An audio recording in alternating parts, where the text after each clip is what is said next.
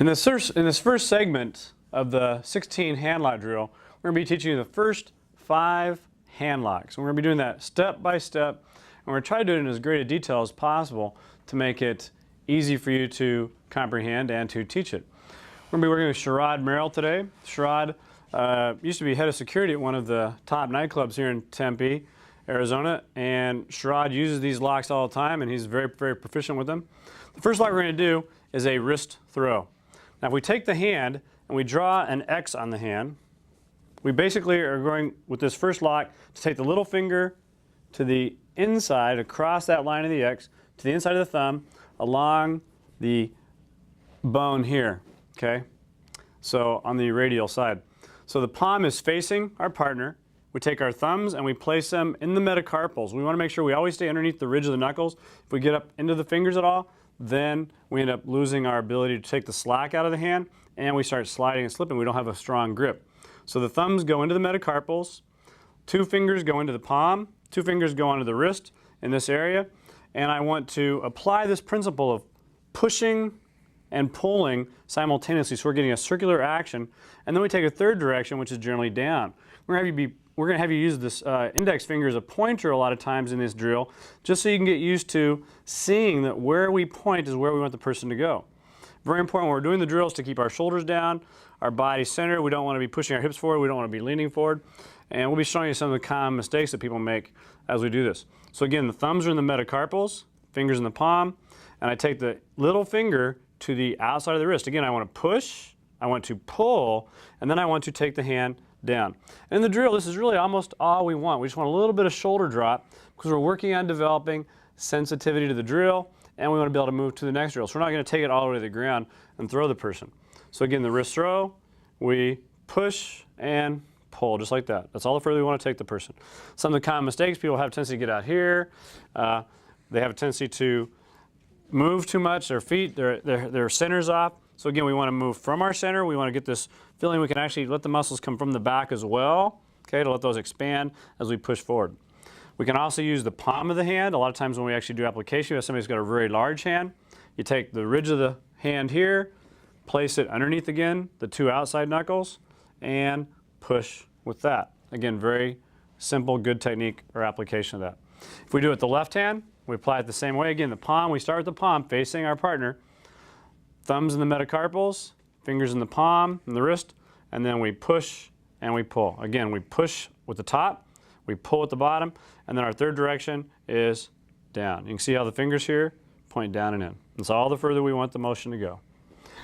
Okay, with the wrist throw, from there, we're going to take our we're on his right hand, we're going to take our right thumb and insert it between the index finger and the middle finger. I keep my hand relaxed and open. My left hand to spin it, so his palm is now facing out along a wall. I grip the hand and I squeeze it. So I take the slack out here. Again, I want to push with the hand here. I want to pull with the hand here. And then the third direction is down. Okay, I start to point the finger down. My left hand can assist by grabbing here as well. And again, if I do that, my left hand also pushes and pulls. Okay, and my left hand can also grab the wrist here. Again, this is all the further we're going to take the person, is just to start to break the structure. Okay, and again, you can see as the pressure starts to get more intense, Sherrod taps and says, "That's good. That's all we need." Because again, we're not trying to take him or drop him. If you have somebody who's just really solid, all you do is you either push a little bit or you pull a little bit. Okay, and what that does, that takes again away their center of gravity and allows the structure to start to collapse. This is called a half lock position. We flip the wrist back over. You can see how the thumb again fits back into the original position, and we push and we pull. Again, we have our 3 directions. Again, I can take the entire hand, so instead of inserting between the thumb or the index finger and the middle finger, I can also take the hand out here where I grab the entire hand. And again, I squeeze the hand in, and again, I can use the left hand to assist here or at the wrist, and I again, push, pull, third direction down, okay? When I do that, I can also, I don't want to, again, get my hands out here away from my body. I don't want to lift my shoulders up. I want to keep my body centered. I can also just relax my knees a little bit, which will give me even more pressure and power in the movement. And again, you can see how it flips back. If you have somebody who's got extremely large hands, you might actually insert the thumb between the middle finger and the ring finger and back and into this position and back down and in. So it really just depends upon the situation. You want to adapt your technique to fit the situation. You can see I'm now using the palm and back and in. That time you can see I just pushed. And as we talked about, as you get used to the drill, you want it to be more soft. So it starts to become a more relaxed movement. You can see how the hand just starts to flip and move from position to position. And so we have our wrist throw and we have our half lock. Again, the palms on the wall, body straight. Let's show that with the left hand as well. Again, wrist throw. From there, my left thumb inserts. Again, I spin. One of the most common mistakes here is that people will lift their elbow up to turn the hand. They'll grip the hand here and all of a sudden they're stuck. So the fingers remain open and relaxed. The hand flips. I don't want to lift the elbow up or the shoulder up. I pull the hand out, so I stretch it out away from the body. Because again, if you take a weight and you hold it way out here, your arm's going to be in a lot weaker position than if you hold the weight in here. You can see how I'm squeezing the hand. I want this hand to squeeze and contract in this position. And my left or my right hand can now assist here, or it can assist up here, or it can assist with the entire hand. Again, this is where you have to adapt the technique, test it in different ways. Again, I want to push forward, pull back, point down. Okay? So you have those three positions. Again, I let my left hand, which has got the main control, flip, right thumb goes in position, wrist throw, and again, this time I'm going to the entire hand, half lock. You can see again, I'm pushing in on the body that time. Again, wrist throw, and this time I'm going to pull back. So you can see I can pull him in, I can push him away, I can adapt to the position just a little bit by moving linearly, offensively, or defensively. If I want to move a little bit to the side to get a little bit different position, okay, I can move here or I can move over here. So I may want his arm completely to where it's straight out from his side when I do the drill. I may not mind it being a little bit more of a 90-degree angle here, okay? But the half lock generally, traditionally, is taught from a straight line body position, okay? So again, we flip the hand back over, wrist throw, and again, as you develop a softer feel, you just want to let it flip. The reason it goes that way so naturally is because the person is resisting this direction, so when I release that pressure, his hand naturally wants to go the opposite direction into this next lock. And that's really one of the most important processes of this drill, is to realize that the hand can only move linearly, or it can move in this way, forward or back. So whichever way it goes, we're going to be able to put the person into a lock. Okay, next one. Oh, once you do locks with people too, sometimes it's good after you're done just to kind of rub the hand out. Again, some people are very, very sensitive to these. So we start again with the wrist throw. We move to the half lock. From here, we're going to go to the center lock position. Now, right where the bicep meets the forearm, we want to just place our finger there lightly, and we want to pull and move to the center of the person's chest. We have 90 degrees with the right arm, 90 degrees with the wrist, 90, 90. The wrist is right directly in front of the sternum.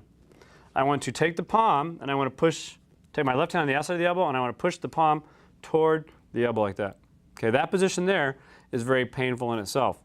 I then, just like the half lock, take this finger, I push, I pull, and I turn it in towards his center. Okay, so again, the center lock, very, very powerful lock. Pushing, pulling, we now have another direction here, and then turning into the center. Again, I let the hand relax, pull it back out. I have my wrist throw. I have my half lock.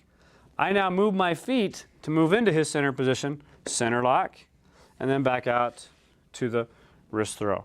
Again, I can use the thumbs, I can use the palm, I can insert the thumb wherever it best fits the situation for it to work. So one of the most important things you're doing this drill is not to get too caught up in form, but to pay attention to the physics of what's going on with the motion. Again, wrist throw, half lock, center lock, and back to wrist throw again. Okay, let's demonstrate that with the left hand. Again, we have the wrist throw. I insert, I come out, half lock. Again, my hand comes up to help the bicep fold into the arm. Again, 90 degrees, 90 degrees. Hand is right in the middle of the sternum. We push the palm and the elbow together, and then I, from there, turn the hand in. Okay? When you do this, you can, as you're working the drill, break movements up a little bit to where you take the person all the way down, okay, to one knee. just to see how the drill can be more effective. But when you do that again, remember, apply your pressure very, very slowly and steadily. Don't yank it or jerk it in any way, because you can tear tendons and ligaments and snap bones very easily. I've had students over the years that have used these movements in self-defense that you'll actually see in the control techniques who have actually broken bones in the wrist, broken bones in the fingers from applying a lock very violently and quickly. So we don't want any injuries when we're actually applying these locks at all. So again, we pull the hand back out. You can see my right hand goes right along his thumb here. It's on the outside position. And again, I have my wrist throw.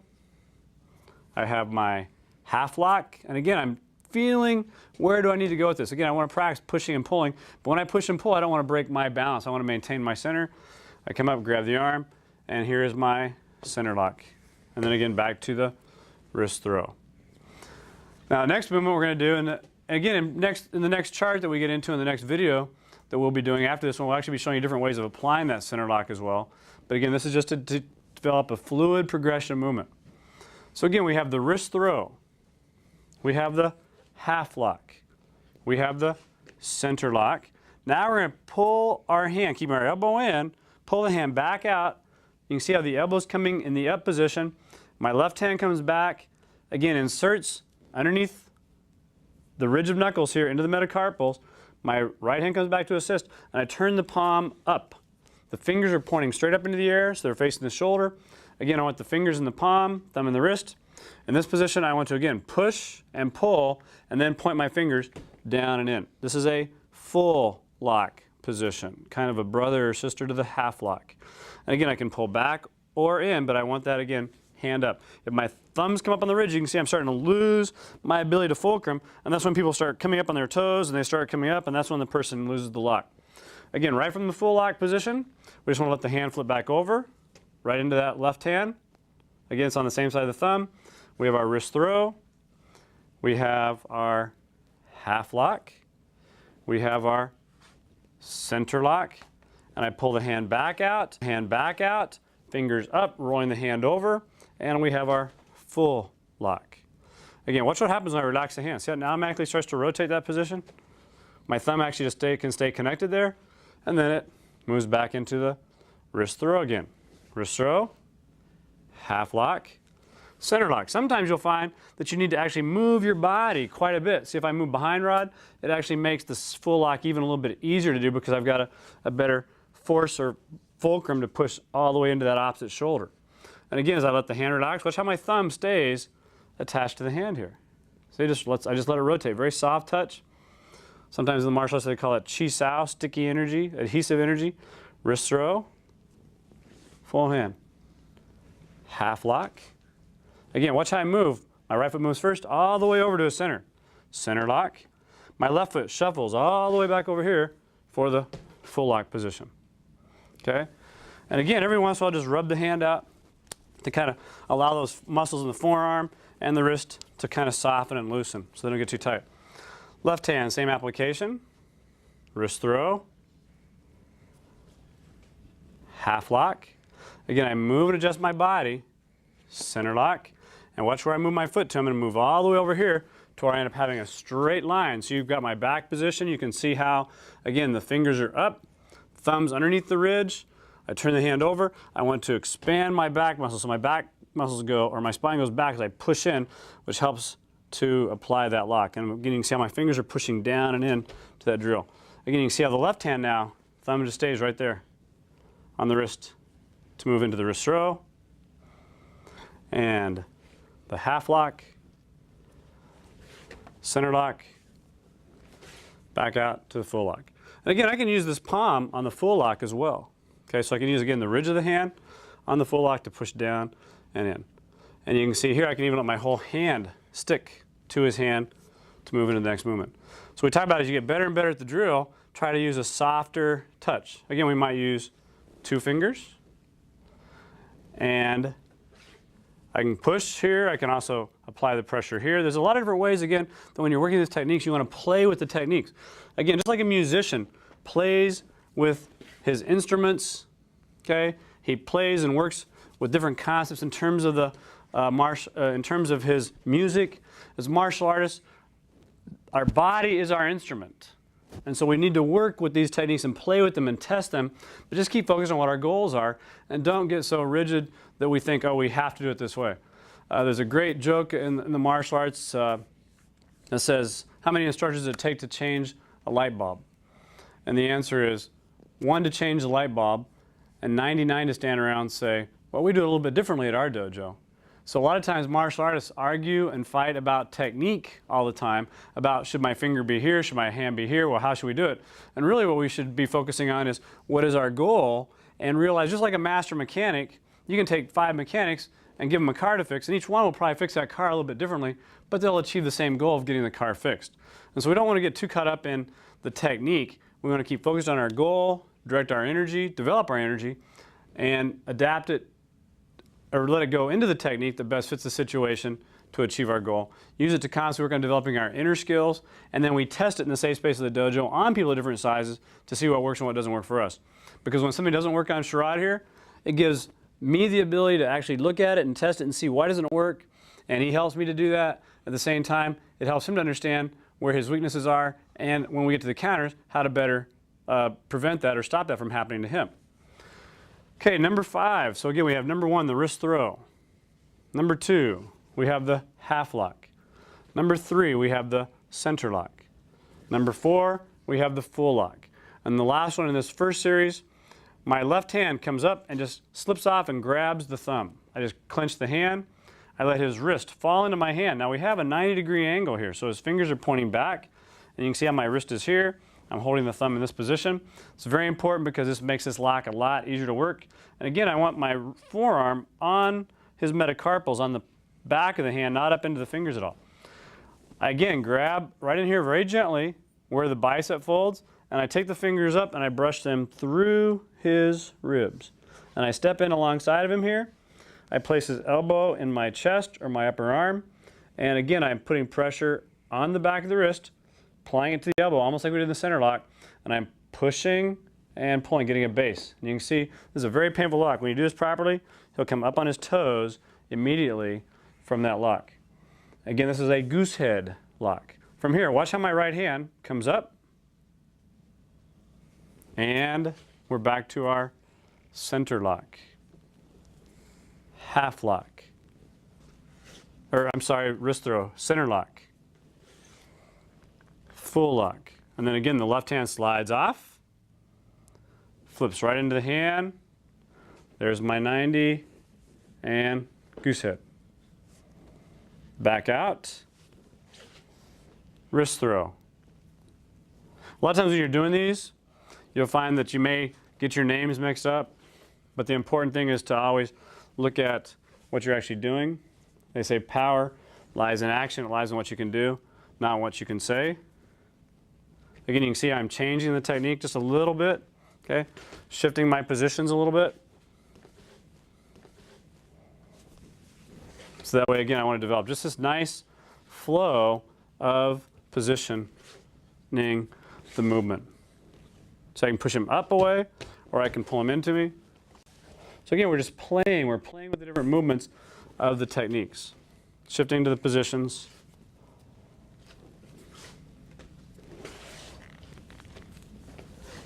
And again, I want to breathe and relax through that whole process. And then when I come out and finish, I roll it off. Okay, left hand, same thing. Wrist throw. Again, you can see how my body's relaxing and sinking as I do that. Half lock. Center lock. Full lock. Again, my right hand is on the outside position. I come up, grab. First thing I do is I let it fold down onto my wrist. So we have that 90-degree angle right here. I want to let the fingers brush along the body as I catch the inside of the arm here. I'm going to bring Rod all the way around. And here's, again, I'm letting the elbow is the base in my chest. I pull here. You can see the toes come up. And there's my lock. Okay? We can move them forward a little bit. We can move them back a little bit.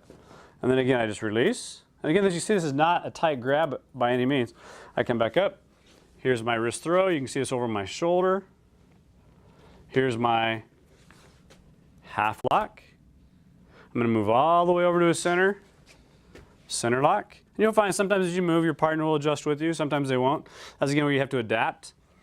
A lot of people in law enforcement will tell you, there's the full lock, that they're not going to do exactly what you want them to do all the time, and you have to be able to adapt your technique again to fit the situation. So the more you play with this, the more people you work it on, the more different bodies that you can work it on and look at it from different angles, the better your technique is going to get. It doesn't matter whether you're a golfer or a basketball player or a musician.